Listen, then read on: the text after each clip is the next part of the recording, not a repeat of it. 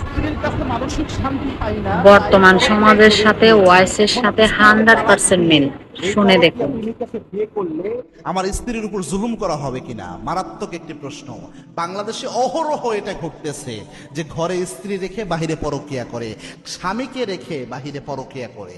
এই জিনিসটা কিছু কারণ রয়েছে, আপনি একদম সবকিছু শুধু গুনার প্রবণতা ধরতে পারেন না। অনেক ক্ষেত্রে স্বামীর পক্ষ থেকে অবহেলা, তুচ্ছ তাচ্ছিল্য, এই জিনিসটা অনেক নারীর ভিতরে শোক থাকতে থাকতে, কষ্ট থাকতে থাকতে পরকীয়ায় জড়ায়া যায় ঘটনাক্রমে। যদিও মারাত্মক গুনার কাজ, কিন্তু এই বাস্তবতা আছে। আবার অনেক পুরুষ স্ত্রীর কাছে মানসিক শান্তি কোনোভাবেই খুঁজে পায় না, একটা পর্যায়ে গুনায় জড়িয়ে যায়। এটা কিন্তু বাস্তব হয়।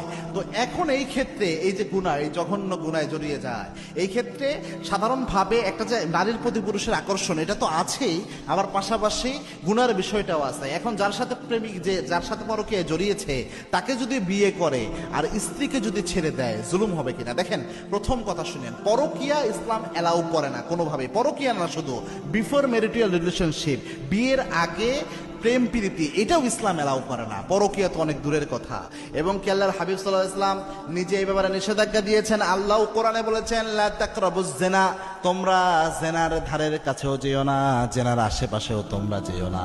নরমালি একটা অবিবাহিত ছেলে মেয়ে প্রেম করবে, এটাই ইসলাম এলাউ করে নাই, বাউন্ডারি দিয়ে দিয়েছে। আর ওই জায়গায় বিবাহিত কেউ যদি করে, ইসলামে শাসন ব্যবস্থা থাকলে, জেনা ব্যভিচার করে ফেললে, সাক্ষী থাকলে তাদেরকে জমিন থেকে বিদায় করে দিতে হয়। এটা তাদের উপর শাস্তি আরোপ হয়। সাক্ষী না থাকলে তওবা করলে আল্লাহ মাফ করে দেয়। তো দেখেন, এত মারাত্মক একটা গুনাহের বিষয়। এখন এই ব্যক্তি যদি, যে ব্যক্তি প্রশ্ন করেছে, প্রশ্নটা এসেছে, এই ব্যক্তি যদি এমন কিছু করে যে তার স্ত্রীকেই ছেড়ে দিল, ওইখানে সন্তান আছে হয়তো, তো পরকীয়ার জন্য স্ত্রীকে ছেড়ে দিলে এটা কিন্তু স্ত্রীর উপর জুলুম হবে। আপনি শুধু একপাক্ষিক শুনে বলা যায় না। অনেক ক্ষেত্রে এমন হতে পারে, অনেকে পরকীয়া করে কিন্তু বলে মানসিক শান্তি পায় না, আন্দাজে মানসিক শান্তি পায় না। আপনি পরকীয়া করলে ভবিষ্যতে তো মানসিক শান্তি পাবেনই না, এটা নর্মাল। আপনি স্বাভাবিকভাবে একটা হারামে থাকলে আপনার হালাল তো ভালো লাগবে না। যখন একটা ব্যক্তি হারামের মধ্যে ঢুকে যায়, হালালের মজা আল্লাহ তার মধ্যে থেকে উঠে নেয়। এই জন্য আপনি যদি ব্যাপারটা এমন হয়, নফসের ধোকায় পরকীয়ার সম্পর্কে জড়িয়েছেন আর বলতেছেন বউয়ের সাথে মানসিক শান্তি পান না, বউয়ের আহামরি কোনো দোষ নাই, অনেক বাজে কোনো স্বভাব নাই যেটার কারণে আপনার তাকে ছেড়ে দিতে আপনি বাধ্য, এরকম কোনো স্বভাব নাই।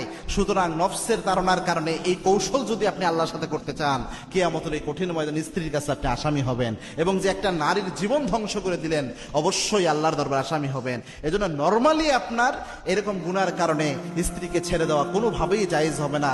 এবং যদিও জায়েজ বলতে আপনার বোঝাচ্ছে সুন্দর হবে না, উত্তম হবে না, যদিও এটা আপনি তালাকের বিধানটা শরীয়তের বিধান, তবুও নিকৃষ্ট একটা বিধান এই তালাকের বিধান, আল্লাহ এটা চায় না। আর যদি জুলুম করে আপনি কাউকে তালাক